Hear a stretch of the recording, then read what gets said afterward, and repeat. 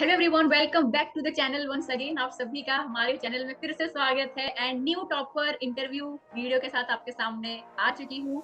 आज हमारे साथ है एक स्टूडेंट जिसने इंग्लिश सब्जेक्ट में 90 पार मार्क्स यानी 92 मार्क्स लाया है। स्टूडेंट का नाम क्या है बताओ? तनुश्री शर्मा। तनुश्री शर्मा हमारे साथ है। आपको भी पता है यार, लैंग्वेज स्पेशली इंग्लिश में बहुत मुश्किल होता है 85 के ऊपर लाना। तो तनुश्री ने बोर्ड एग्जाम में 92 मार्क्स इंग्लिश में लाई है। तो हम बहुत सारे सवाल पूछने वाले हैं तनुश्री से। क्या स्ट्रेटेजी थी, पूरा का पूरा सेशन इंग्लिश के सब्जेक्ट के ऊपर ही होने वाला है। ग्रामर का, राइटिंग स्किल, क्या आंसर राइटिंग स्ट्रेटेजी थी, सब कुछ ठीक है। तो जूनियर्स लोग प्लीज गौर से सुनो। आप लोग इंग्लिश में 90 प्लस ला सकते हो, सबसे पहली बात तो ये। ठीक है, अब कैसे लाना है, क्या स्ट्रेटेजी रखनी है, ये सारी चीज हम पूछने वाले हैं तनुश्री के साथ। Okay, so first of all welcome to the channel Tanushree and heartily congratulation इतना अच्छा मार्क्स लाने के लिए। Thank you ma'am. Great. Thank you ma'am. Okay, so yes, सबसे पहला सवाल तो मैं यही तुमसे पूछूंगी कि 92 इंग्लिश में आया है क्या? तुमने इतना एक्सपेक्ट किए थे इंग्लिश में? मैंने ज्यादा एक्सपेक्ट किए थे एक्चुअली। अच्छा, इससे ज्यादा और एक्सपेक्ट, कितना एक्सपेक्ट किए थे? 95। क्या बात है, मतलब बहुत पढ़ाई की होगी तुमने इसमें। ओके, पूछेंगे हम, एक एक चीज पूछेंगे। तो पहले तो ये बताओ कि इंग्लिश को पढ़ना तुमने कौन से मंथ से स्टार्ट किया था? मैंने 1 मंथ पहले ही शुरू किया था। ओ माय गॉड मुझे लगा बोलेगी जुलाई से या जून से। बोर्ड एग्जाम के एक मतलब जनवरी में? हाँ।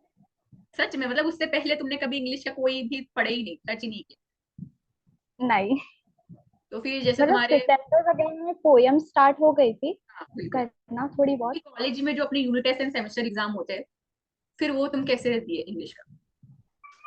कॉलेज में एक्चुअली हमारे हुए नहीं है उतने अच्छे से। हमारे कॉलेज में ऐसा था कि जिसको देना है दे दो, नहीं देना है मत दो। अच्छा, ऐसा था। ओके, हाँ। ठीक है। क्या बात है यार, मतलब यहाँ पे एक और मिथ टूट गया यार। एक महीने में कोई अगर बच्चा पढ़ता है तो उसका 90 प्लस मार्क्स आ सकता है कोई एक सब्जेक्ट में। ठीक है, तो आज हम इंग्लिश का पूरा काम तमाम करेगा, पूछेगा एक एक चीज। तो मुझे बताओ, एक महीने में तुमने ऐसा क्या क्या किया इंग्लिश सब्जेक्ट को लेकर प्रिपरेशन? मैंने ग्रामर के लिए व्रेन मार्टिन की बुक्स यूज की थी। मैं ओके, पहले भी पढ़ती थी, ग्रामर में बहुत इंटरेस्टेड थी। ठीक है। और इंग्लिश में मुझे पहले से ही बहुत इंटरेस्ट है। ओके, तो न्यू लैंग्वेज पहले से इतनी एक्साइटमेंट रहती है। बिल्कुल। और जो राइटिंग पार्ट था उसके लिए मैंने आपके पुराने वीडियोस देखे थे ओके, पहले। और प्रेजेंटेशन के लिए भी आपकी वीडियोस। और ओके। स्पेशली आपने इतनी मेहनत की है हमारे लिए। एग्जाम्स में सुबह 6 बजे से आप लाइव सेशंस ले रहे थे। तो वो भी बहुत बहुत ही ज्यादा वर्क किया हमारे लिए। क्या बात, मतलब आप वो लाइफ में होते थे या रिकॉर्डेड देखते थे उसको? लाइव में। लाइव, क्या बात है। इंग्लिश में कितने सारे सेक्शन है, स्पेशली पैसेजेस, पोयम, हाँ, grammar, prose. Novel, writing skill. ठीक है, तो मुझे पहले तो ये बताओ, तुमने नॉवेल को कैसे कंप्लीट किया? नॉवल के मैंने जो आपने शॉर्ट वीडियोस बनाए थे ना, हम्म। वो मैंने 2-3 बार कंटिन्यू देखे तो मुझे वो थोड़ा आइडिया आ गया था। और आपने ओके। बहुत सारे शॉर्ट ट्रिक्स भी बताए थे, हम्म। तो वो भी मुझे बहुत हेल्प किए। ओके, मतलब नॉवेल और का आपने कॉन्सेप्चुअल अंडरस्टैंडिंग मेरे ही सारे चैनल से पूरा कर लिया। हाँ, क्या मैंने बात, बहुत सारी चीजें आपके ही चैनल से की है। Great great okay. और उसकी बात करें राइटिंग स्किल की? राइटिंग स्किल के लिए मैंने बुक यूज की थी राइटिंग स्किल की एक। तो वो वाली क्लिक के और न्यू वर्ड्स पे मैंने ज्यादा ध्यान दिया ओके। एक्चुअली। हम्म। और मतलब उसको मैंने आपने, ज्यादा यूज किया था हाँ कि हाँ, मतलब ये एग्जामिनर को बोलना वो चाहते हो कि अट्रैक्ट करते हैं। हाँ, आंसर में न्यू वर्ड्स हो, कोई भी वोकेबलरी हाँ। अच्छी दिखे आंसर में। Okay okay, great. And grammar का तो आपने बताया कि पहले से इंटरेस्ट था उसमें। एंड पैसेज को कैसे सॉल्व कर रहे थे, क्योंकि दो पैसेज सीन एंड अनसीन, उसका क्या स्ट्रेटजी था? पैसेज का मैंने पहले ही मतलब मेन मेन जो था वो मैंने ज्यादा ध्यान दिया और उसके बाद में मैंने लिखना शुरू किया था। पैसेज पे एक्चुअली हमारे कोचिंग में टेस्ट सीरीज हुई थी। तो मैंने उस पे बहुत सारी टेस्ट सीरीज दी थी, तो मुझे उसका आइडिया था कि कैसे कर सकते हैं कम टाइम में। ओके ओके, मतलब आपने कोचिंग भी लगाए थे साथ में? हाँ, उस पे टेस्ट सीरीज थी और प्रीवियस ईयर क्वेश्चंस भी बहुत यूजफुल थे। Okay, great great. और अगर यूट्यूब की बात करूं, जैसे तुम बोल रहे हो कि मोस्ट ऑफ द कंटेंट तुमने इंग्लिश का मेरे यूट्यूब चैनल से भी पढ़े हो, तो जो मैंने एंडिंग में मैराथन ली थी, तो वो मैराथन तुमने देखे थे, तुम्हारे काम आया था या तुमको उसकी जरूरत नहीं पड़ी?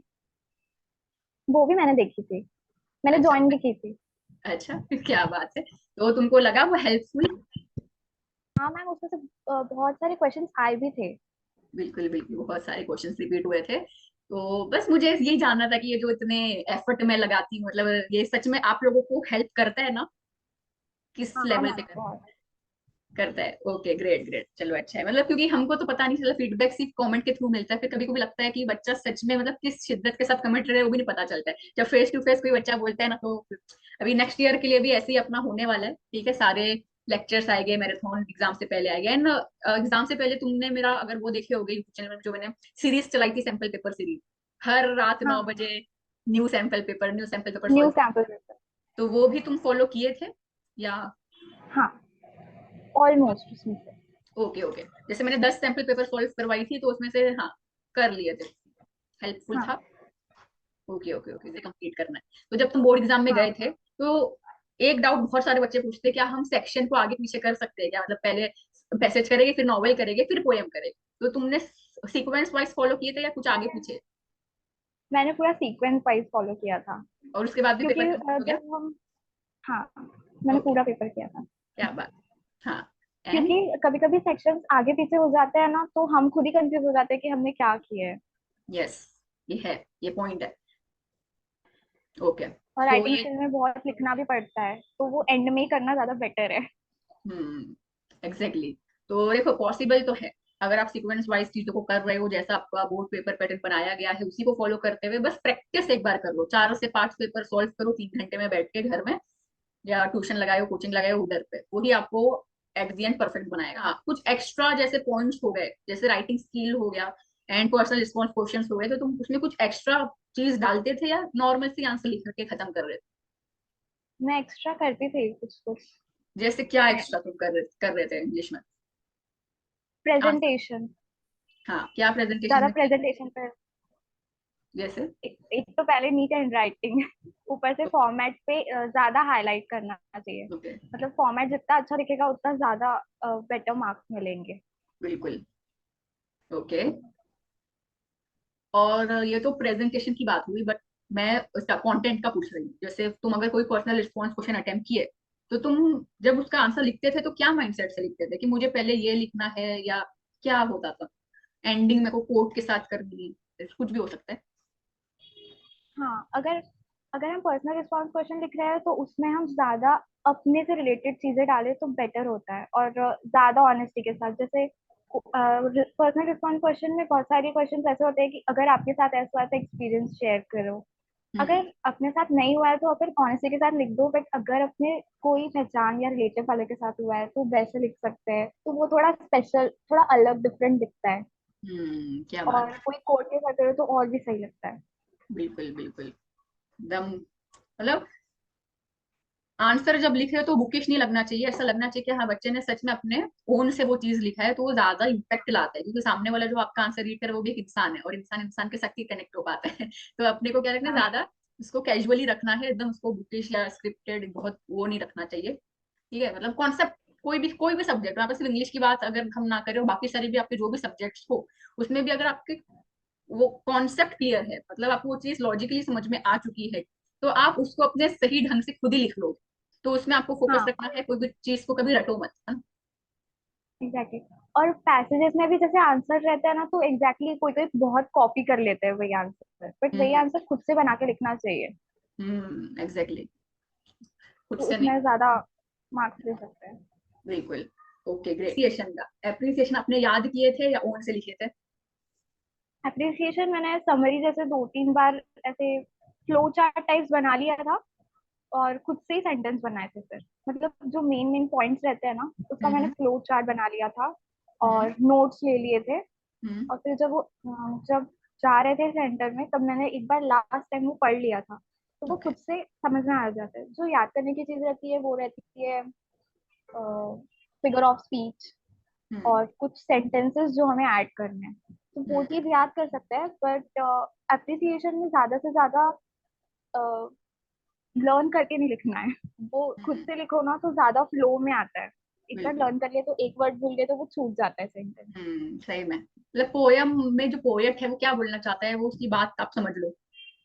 पोएम नंबर हाँ 2, जैसे इंडियन वीवर अभी भी सब याद ही होगा, उसमें वो पोएटेस क्या बोलना चाहती है वो बस लॉजिकली समझ लो, बाकी पूरा अपने ओन से उसको पूरी स्टोरी की तरह लिख के आ जाओ। बीच बीच में figure of speech add ons करो, जो भी चीज याद करने वाली है, जैसे फिगर ऑफ स्पीच याद करो, कोट्स याद करो कि हाँ ये पोयम से रिलेटेड थीम जो है उससे मैचिंग कोई कोट फ्रेज वो याद करके ऐड करो। ठीक है, तो हाँ, आपका काम आसान हो। Okay great. जितनी सो चीजें रिलेट करके लिखेंगे उतना फ्लो ज्यादा बढ़ेगा लिखने का। बिल्कुल। एंड अगर बात करें, अगर स्टूडेंट जो अपकमिंग बैच के हैं 2024-25 बोर्ड एग्जाम में बैठेंगे आपके जूनियर्स, तो उनको आप क्या एडवाइस देना चाहोगे अपनी तरफ से? डिस्ट्रैक्शंस कम करने चाहिए। हाँ, डिस्ट्रैक्शन में क्या स्पेशली आएगा? Instagram, phone, phone. इंस्टाग्राम। बिल्कुल, रील्स स्पेशली स्क्रोलिंग हाँ, चलती रहती तो अगर हम 15 मिनट में बोले तो वो 2 आवर्स हो ही जाते हैं देखते देखते। है। हाँ ओके, सही है, क्योंकि देखो गोल अगर कोई पाना है तो आपको सबसे पहले डिस्ट्रैक्शन हटाना है। मतलब कितने बच्चे सच बताओ ना ऐसे हैं जिनको पता भी है कि हाँ मेरा एम है, मेरे को 90+ परसेंटेज लाना है, वो होशियार भी है, मतलब पढ़ने बिठाएंगे तो पढ़ भी लेंगे, बट फोन की वजह से वो उधर पे एडिक्टेड चिपके हुए हैं अपने पलंग में, तो वो खत्म करना पड़ेगा। मुझे पता है बहुत से बच्चे हैं जो कैपेबल है, पढ़ते हैं, अच्छे हैं, बट वो वहां से निकल के स्टडी की तरफ आते ही नहीं है और अपना टाइम बर्बाद कर देते हैं। और फिर एट द एंड जब एग्जाम नजदीक आता है तो एंड मोमेंट में उनमें जैसा जैसा जैसा तैसा होता है पढ़ लेते हैं, फिर रिग्रेट करते हैं, अरे यार और अच्छा कर लेता था। तो ये चीज बहुत इंपॉर्टेंट है, क्योंकि पढ़ाई जब आप करने वाले हो ये जर्नी में आपके सामने बहुत सारे डिस्ट्रक्शन आए, बहुत सारे, तो उसको भी आपको कंट्रोल करना है। वैसा तो है नहीं कि रोबोट बन जाना है, थोड़ा थोड़ा चलता है। हर बैलेंस चीज एक होती है ना, बैलेंस नाम की चीज, वो लेके चलना है कि हाँ पढ़ाई को पहले रखो प्रायोरिटी में, उसके बाद ब्रेक के रूप में आप कर सकते हो जो भी आपको पसंद है, राइट, वैसा। ओके बोलो जो बोलो। स्टडी का लास्ट मोमेंट होता है उसमें स्मार्टली वर्क करना चाहिए एकदम। फास्ट फास्ट के चक्कर में ना हम भूल जाते हैं कि हम क्या हम्म, पढ़े थे या क्या हमें ज्यादा इम्पोर्टेंट है। तो हम्म, पहले से ही लास्ट मोमेंट के लिए प्रिपेयर करके रखना चाहिए सबसे। हम्म। और क्योंकि मैंने लास्ट मोमेंट हाँ, के लिए बहुत सारे नोट्स बना के रखे थे।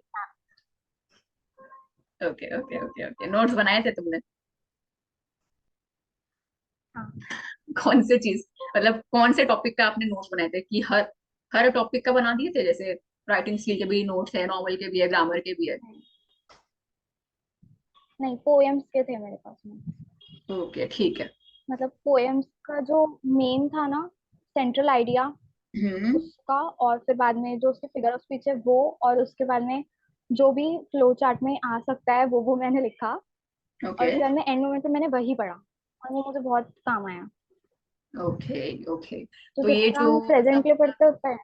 हाँ हाँ हाँ, जो ऐसा होता है कि लोग बोलते हैं ना कि इंग्लिश है, इंग्लिश में तो पैसेज हो जाएगा, बस आप राइटिंग के लिए फॉर्मेट याद कर लो, तो ऐसा चीजें नहीं होती है। इंग्लिश भी एक स्पेसिफिक सब्जेक्ट है, वो भी अपने हर सेक्शन का अलग अलग चीजें डिमांड करता है आपको। हर क्वेश्चन, जैसे अप्रिसिएशन अलग तरीके से लिखा जाता है, हर राइटिंग स्किल का खुद का अपना फॉर्मेट है, नॉवल के 2-2 मार्क्स के आंसर अलग है, पर्सनल रिस्पॉन्स को अलग तरीके से अटेम्प्ट करना है, ग्रामर की अलग ही कहानी चलती है। तो वो सब का आपको प्रॉपरली बेस पता होना चाहिए, कहाँ आपको चीजें याद करने में प्रॉब्लम आ रही है उसका नोट्स बनाना जरूरी है, कॉन्सेप्ट कहाँ पे समझने हैं नॉवल जैसे स्पेशली, तो उसकी स्टोरी समझना इंपॉर्टेंट है, क्योंकि आप डाइजेस्ट से कितने भी आंसर याद कर लो, 100% नहीं है कि वही क्वेश्चन मतलब टेक्स्ट बुक के पीछे का क्वेश्चन जो नॉवल में दिया हुआ है वही चीज बोर्ड में आएगी, ऐसा नहीं है। तो नॉवल की अंडरस्टैंडिंग इंपॉर्टेंट है। इंग्लिश में स्कोर करना बहुत आसान है अगर बच्चा सही तरीके से कर रहा है। अगर उसको ऐसा लग रहा है कि नहीं मैं तो बस पैसेज सॉल्व कर लूंगा, वो तो एग्जाम में आने ही वाला है, वो तो चैप्टर पोयम को भूल ही जाओ, एप्रिसिएशन रट्टा मार लो, एग्जाम के 2 दिन पहले क्या एप्रिसिएशन को तो रीड ही तो करना है, रट्टा मारना है। नॉवल का कुछ अता पता होता नहीं, एंड मोमेंट में उनको लगता है कि हाँ नॉवल स्टोरी है, बाद में देखते तो नॉवल इतनी बड़ी है, इतने इतने सारे कैरेक्टर है, इतना तो वो सोचे भी नहीं होते, ग्रामर में फंस जाते हैं। तो वो एक बहुत सारी चीज है, स्टार्टिंग से फोकस करना है। और अगर आप कम टाइम में भी करना चाहते हो, जैसे तनुश्री ने 1 मंथ में पढ़ाई करी, मतलब 1 मंथ में प्रिपरेशन करके इतने अच्छे मार्क्स लाना बहुत बड़ी बात होती है। तो सही डायरेक्शन में करना बहुत इंपॉर्टेंट है। ठीक है, मतलब कोई भी ऐसा उठ के आके ऐसा बोलेगा मैं 1 महीने में पढ़ा हो गया, और प्रॉपर स्ट्रेटेजी, ठीक है, मतलब तनुश्री ने 1 महीने में करी है, बट स्ट्रेटेजी भी देखो, सही स्ट्रेटेजी उसने फॉलो करी, इसलिए वो कम टाइम में कर पाई। ठीक है, मतलब कोई भी रैंडम ऐसा आप नहीं बोल सकते कि हाँ 1 महीने में पॉसिबल है, 1 महीने में पॉसिबल है, बट सही डायरेक्शन सही स्ट्रेटेजी के साथ अगर कर रहे हो तो पॉसिबल है। ठीक है, ओके ग्रेट। सो तनुश्री बहुत अच्छा लगा आपसे इतनी सारी चीजें शेयर करें इंग्लिश से रिलेटेड। एंड अभी आप 12th तो हो गया, अब फ्यूचर प्लान आपका क्या है? What do you want to become in future? Ma'am मैं बीएससी एग्रीकल्चर में एडमिशन लेने वाली हूँ। ओके।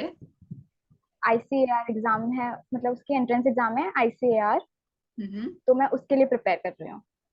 ओके, तो बीएससी इन एग्रीकल्चर आपका हो जाएगा, उसके बाद? उसके बाद एमएससी, और उसके बाद तो मैं पोस्ट ग्रेजुएट के लिए जॉब के लिए देखूंगी उसमें। ओके, तो ये एग्रीकल्चर आई थिंक एग्रीकल्चर मैं की कुछ ऑफ। साइंटिस्ट के लिए, हाँ हाँ हाँ। ओके, क्योंकि ये आज के साइंटिस्ट के टाइम लिए भी में होता मतलब है वैसे। गवर्नमेंट में भी बहुत सारी मिनिस्ट्री बन चुकी है एग्रीकल्चर के ऊपर, एग्रीकल्चर मिनिस्ट्री, तो उधर भी तुमको जॉब मिल सकती है। एक पोस्ट होती है एग्रीकल्चरल ऑफिसर, कमिटी होती है, उधर पे हो सकता है। Okay great. Do you want to add any extra point? नहीं, हो गया? ओके, ऐसे ही तुमने सब कुछ शेयर कर ही चुके हो। बस लास्ट में, अच्छा वो एडवाइस लो तुमने बोली थी ना, ठीक है, और कुछ पूछूं? डन ना? हाँ क्योंकि बाकी जो हाँ क्वेश्चन है, हाँ। टेक्स्ट बुक का मैंने पूछ ली, कोचिंग का पूछ ली, हाँ रूटीन का पूछ ली। ओके, सो ये लास्ट सवाल हम तनुश्री से बस ये पूछेंगे कि डेली रूटीन, भले ही 1 महीने में पढ़ाई हुई है तो स्टडी रूटीन क्या हुआ करता था आप? मतलब तनुश्री के पास भी 24 आवर्स थे, सारे बच्चों के पास 24 आवर्स थे, तो तुम कितना टाइम दे रहे थे इंग्लिश को दिन में? मैं बाकी सब्जेक्ट के साथ साथ इंग्लिश पढ़ रही थी, ओके। बट इंग्लिश के लिए मुझे फिर भी बहुत टाइम लग जाता था। मतलब दिन के 2-3 आवर्स मैं देती थी इंग्लिश के लिए, और बाकी सब्जेक्ट्स के लिए तो सिर्फ 8-9 आवर्स, 10 आवर्स अच्छा। करते थे। ओके ग्रेट ग्रेट, हाँ प्लस पॉसिबल। बोर्ड्स के पहले बहुत ज्यादा टाइम हो गया था। एंड मेरे को ये सवाल बहुत तो मतलब पूछने का मन कर रहा है कि तुमने एंड मोमेंट में इसको पढ़े, तो उससे पहले के जो भी टाइम थे वो उसमें तुमने इंग्लिश को क्यों नहीं हाथ लगाया? मतलब क्या दुश्मनी तुम्हारी इंग्लिश से हो गई थी कि तुम उसको एंड के 1 महीने में उठाए? मेरा भी ऐसा बाकी स्टूडेंट्स जैसा ही था कि बाद में कर लेंगे, हो जाएगा, बट बाद में जब मैंने नॉवेल देखी तो हम्म, फिर समझ में आया कि नहीं हो पाएगा। हम्म, बट स्टिल मैंने वो स्मार्टली कवर कर लिया। क्या बात है। तो यहाँ पे हार्डवर्क, स्मार्ट वर्क ने हार्ड वर्क को बीट कर दिया। ग्रेट ग्रेट, चलो अच्छा है। बहुत अच्छा लगा तनुश्री आपसे बात करके, आपकी इतनी सारी चीजें अब आने वाले अपकमिंग जूनियर्स को मोटिवेट करेगी, बहुत सारी चीजें जो जूनियर्स है वो अपनी जर्नी में, प्रिपरेशन जर्नी में अप्लाई करेंगे। एंड इसी के साथ आज का सेशन हम यहीं पे एंड करते हैं। अभी आपको पता है जैसे टॉपर सीरीज चल रही है, इसमें आपको साइंस कॉमर्स एंड आर्ट्स तीनों बच्चे, तीनों स्ट्रीम के जो भी स्टूडेंट है जिन्होंने बहुत अच्छे मार्क्स लाए हैं, उनका हम क्या कर रहे हैं, उनसे क्वेश्चन आंसर सेशन कर रहे हैं, उनसे जानने की कोशिश कर रहे हैं भाई आप ऐसा, आपने ऐसा क्या किए कि इतने अच्छे मार्क्स आ गए। ठीक है, तो आज के सेशन में तनुश्री शर्मा, बहुत अच्छा लगा बात करके। And wish you all the best for all your thank you future ma'am. Endeavours. आप ऐसे ही आगे सक्सेसफुल बनो, जो भी आपका ड्रीम है। शुभकामनाएं मेरी आपके साथ है। Thank you great, ma'am. और थैंक यू। मुझे ये भी बोलना था कि मैम, हाँ, आपने बहुत ज्यादा हमारी हेल्प की है, बहुत हार्ड वर्क किया है। Thank you. Welcome, my pleasure. Thank you so much. तो इसी के साथ अभी हम मिलेंगे नेक्स्ट वीडियो में। Till then bye bye everyone, take care.